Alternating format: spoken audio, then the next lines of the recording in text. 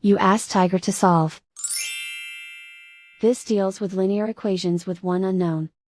The final result is x equals 3. Let's solve it step by step.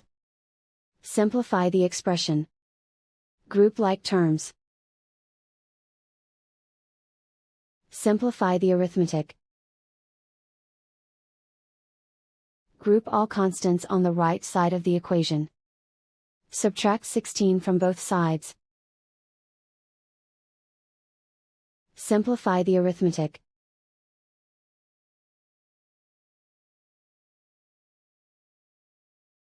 Isolate the x. Divide both sides by 4. Simplify the fraction. Find the greatest common factor of the numerator and denominator. Factor out and cancel the greatest common factor. And so the final result is x equals 3.